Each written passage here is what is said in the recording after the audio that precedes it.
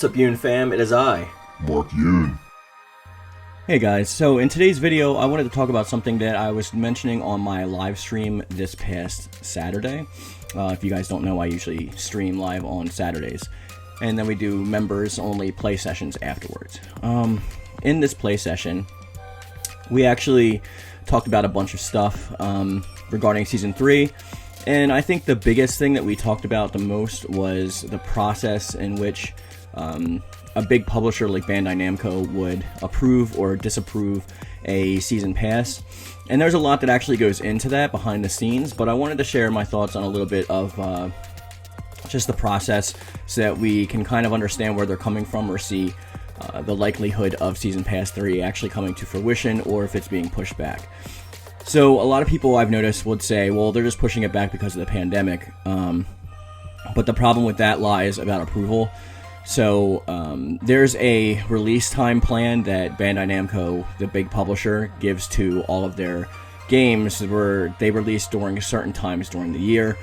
And they have this release schedule, including DLC, so that they don't actually compete with one another, because it's kind of like taking money from each other, and they want to maximize profit, right?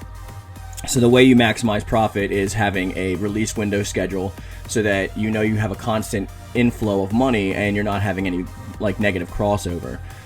So this is why you wouldn't see any Bandai Namco related games coming out at the same time or actually having DLC that are releasing at the same time.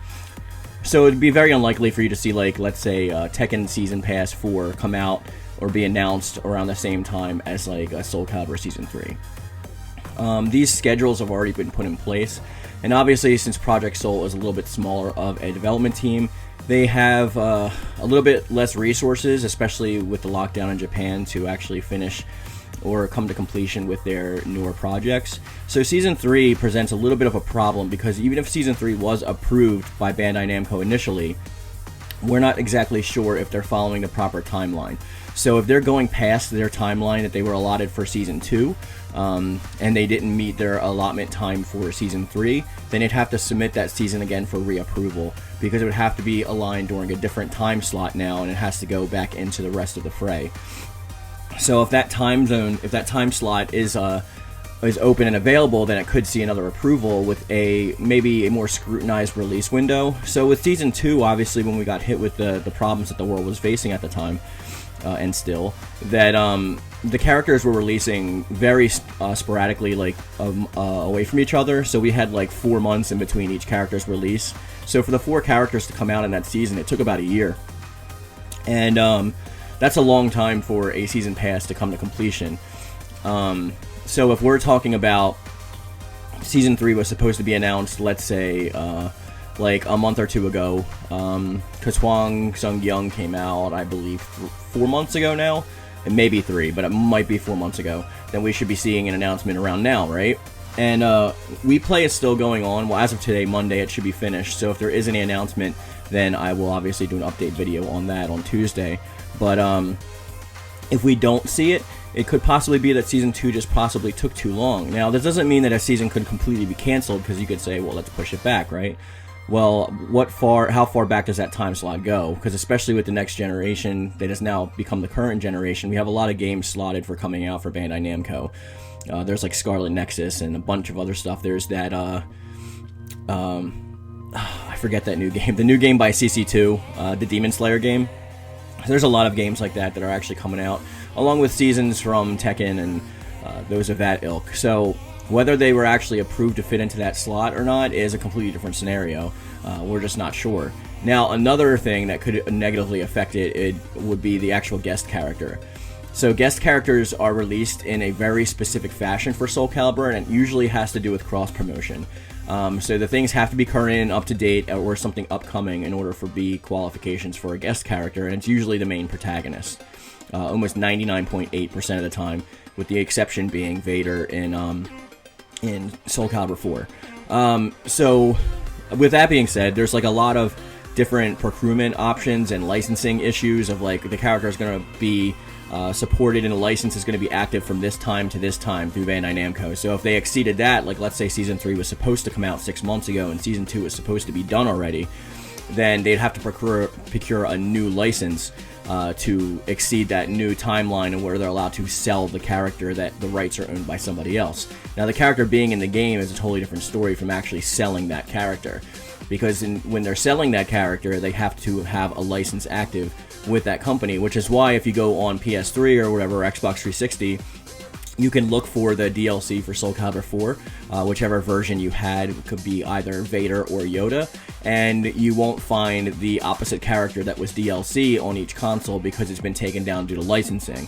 This is a similar thing we see with like Marvel Ultimate Alliance. You can't find those games on the PS4 store anymore, mainly because the license is being held by somebody else now, and it's being exclusive to Switch, that Marvel Ultimate Alliance 3, rather.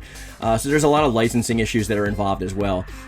Now, I'm not saying it's still not coming, but there is a possibility of cancellation if the time release window is too long. So let's say that, like, they say, okay, well, you can have approval for Season 3, but you're not going to be able to have Season 3 come out until 2022, or let's say even further beyond that because of interfering with other games' release dates. This could not only kill any hype that Soul Calibur would have for an upcoming title or a next-gen port, which I think is most likely, but I think that, like, it would just, like, overall not work out well to their benefit. Now, obviously, they'd have more time to develop these characters, so they can probably release it in a quicker time frame if they do hold off that long. But that's if we do actually hold off that long. I can't really see them waiting that long to release a season. More realistically, they could always do it in individual DLC packs instead of a season, which usually is a little bit more pricey because you usually save about $5. It's like the price of like one character for doing a season, so that's usually why people go with that route. But I mean, there's a ton of different reasons what could be going on behind the scenes, and of course, this is all just speculation, but you have to know a little bit about marketing and licensing and distribution in order to come up with these kind of evidences. Like, a lot of people just say, well, why don't they release it later, or why don't they do this, or why don't they do that? They're not understanding the actual behind-the-scenes mechanisms of how these things work and how publishers function, how funders and financing works, like how marketing works. There's a whole big thing behind it. So if we don't see a release for Season 3 at WePlay, I wouldn't exactly be too discouraged, because there is still the possibility that it does come out this year, and maybe they do have a new agreement, but the problem that they're facing right now is their transparency or lack thereof, because there's no communication on social media sites such as Twitter and Instagram and things of that nature. There's been no live streams explaining the situation, what's going on, or where any of this is, and we all know that Season 3 hasn't even been officially announced yet, so the possibility of it not coming to fruition is growing larger by the day, but still keep up the hope if you actually want that, and I'm sure we'll hear something from them soon, and if not, you know that any all news you'll find right here. So if you want to keep up to date on all this news, then please subscribe to the channel like many of the Yoon-Fam already have, and join the Discord down below so you can talk to us and ask me questions personally. And we talk about a bunch of other stuff besides Soul Calibur as well in there, so it's a great place to come for a good conversation. With that being said, we're going to bring this video to a close. I want to thank you guys for watching and listening, and as always, I love it. Thank you. And thank you.